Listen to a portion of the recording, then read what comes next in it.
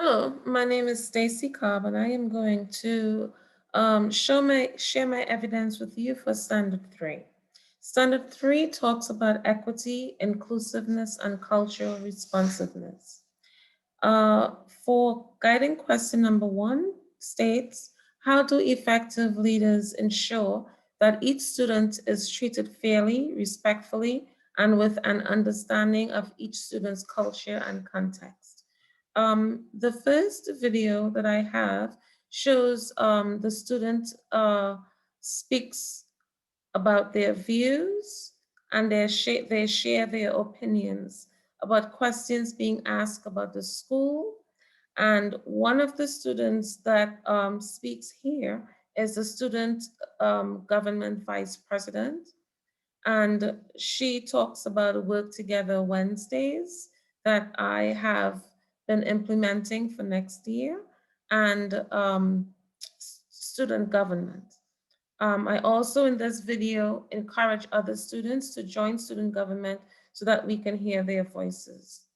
There's a survey that was given out to the students on equity and their parents. In the survey, this family survey talks about questions such as, does your child's opinion matter?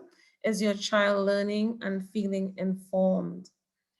Um, Here is an equity report, and this equity report talks about what equity is, making sure that regardless of race and ethnicity and special education status, that students are being served the same.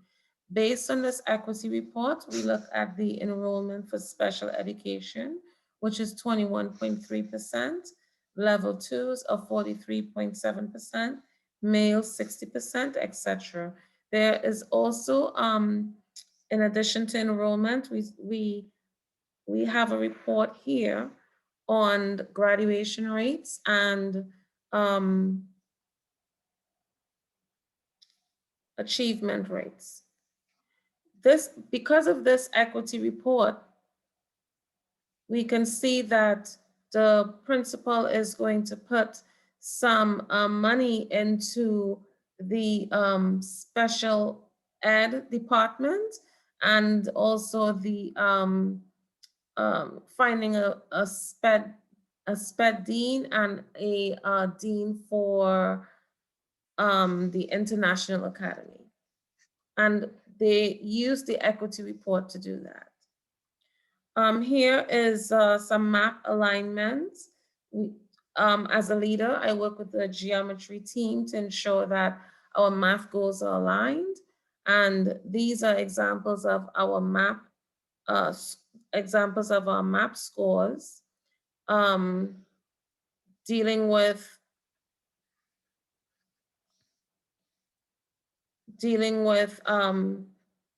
the reading and the writing.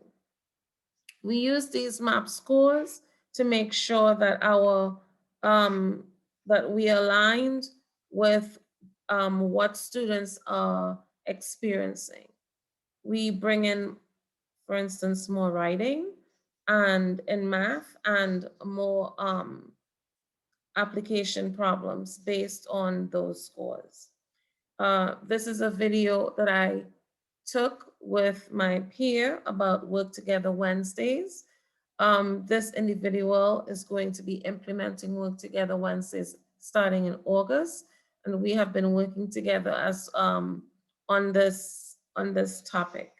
We for Work Together Wednesdays, we are going to um, make sure here that we're using technology over here, and students should use technology to introduce themselves to students from different countries so that they can work together with those students from the other parts of the world. So there are other things like the SPED support, and the SPED support talks about the inclusion for students with medical needs, the push-in and pull-outs, self-contained students. And as a leader, I help train and co-teach urban teachers. In this role, we work with special education students, to ensure that they receive services that is written on their IEPs. So all of these things help to show fairness. For guiding question 2, ask how do effective leaders ensure that each student has equitable access to effective teachers, learning opportunities, academic and social support, and other resources necessary for success? Well, we use here is the school comprehensive plan, and it supports social and emotional academic needs, digital literacy. They talk about strengthening the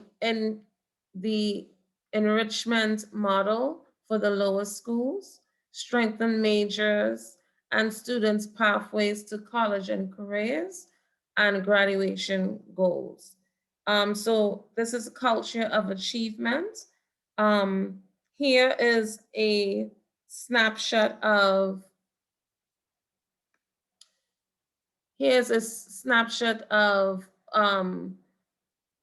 the enrichment and what the International Academy uses for enrichment, which is the WIDA, the MAP, and the ALEKS, and also the General Ed uses the MAP and ALEKS for enrichment. We talk about the monitoring, implementing the plans, creating the school comprehensive plan, and so forth. So this is a big part of what we use, the school comprehensive plan, and what we follow to make sure that each student has equitable access to teachers. Here also is a couple of observations that I have done as a leader for the geometry team. I was able to observe the geometry teachers and other teachers in the math department, and I was able to give them feedback. Here's an evaluation lesson, a lesson plan, and the lesson feedback. For guiding question 3, how do effective leaders develop student policies and address student misconduct in a positive, fair, and unbiased manner?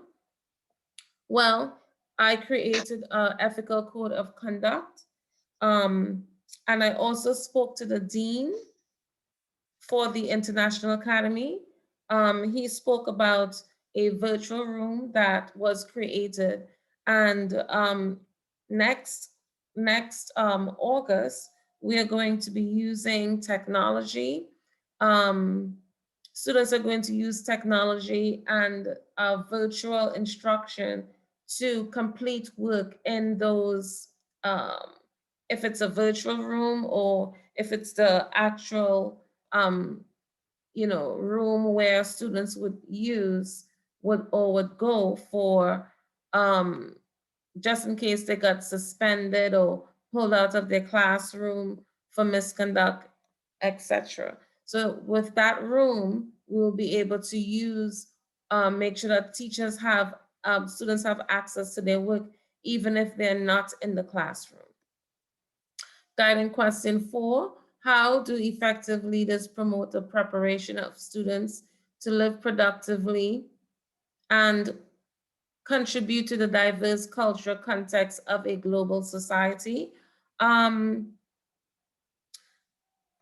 As a leader, I worked with several teachers, and we created, for the math department, the students will investigate and research mathematicians, Black mathematicians, for Black History Month. And some of them are portrayed here. Some students use Benjamin Banneker, Mary Jackson, and so forth. So we do that to encourage students to understand that there are Black mathematicians that look just like them, or Hispanic mathematicians, right? We also talk about the Chinese Heritage Month because it's a global because Roosevelt is a global campus. We look at um, the different cultures and um, how it impacts them as a student. And also, I'm going to bring back also the Work Together Wednesdays, where students will be using technology to work with students around the world. So this is a big and a huge um, part of what's going to be new to the math department next year. So I can't wait to see the development of this. Thank you for listening, and I am looking forward to um, hearing your feedback.